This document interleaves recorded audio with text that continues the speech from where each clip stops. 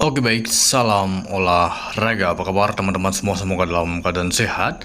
Di laga malam hari ini saya membahas pertandingan Bologna menghadapi Cremonense ya. Terlihat di laga ini tim yang diunggulkan masih tuan rumah Bologna. Sekilas melihat dari beberapa match ya untuk kedua tim, saya melihat memang tim yang lebih berpotensi di laga ini nampaknya tuan rumah Bologna ketimbang Cremonense ya. Dari riwayat juga cukup baik untuk tuan rumah Bologna.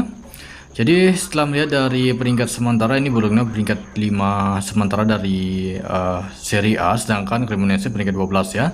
Saya mengira di laga ini kemungkinan besar masih Bologna akan mampu bisa meraih kemenangan di kandang saat menghadapi tim tamu Cremonense.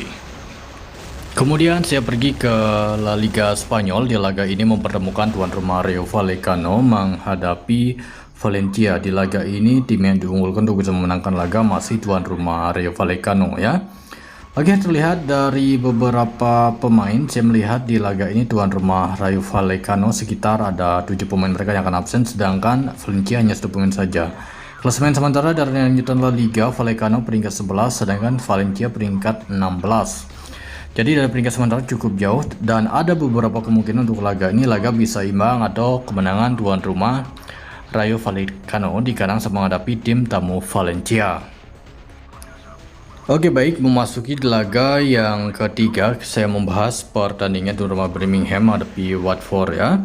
Untuk laga ini terlihat tim yang diunggulkan masih tuan rumah Birmingham. Terlihat dari klasemen sementara Birmingham peringkat 11 sedangkan Watford berada peringkat 15. Jadi untuk laga ini menurut versi saya sendiri kemungkinan besar laga ini bisa berakhir di skor imbang ya, ataupun Watford bisa meraih kemenangan di kandang Birmingham.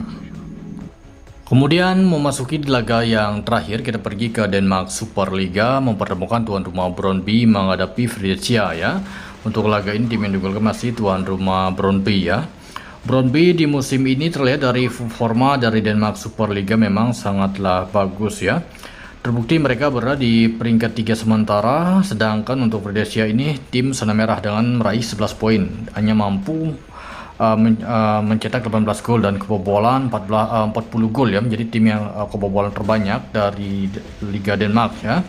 Jadi untuk laga ini terbuka lebar untuk tuan rumah Brøndby bisa meraih kemenangan melebihi dari selisih 1 gol di laga malam hari ini mengingat mereka bermain kandang.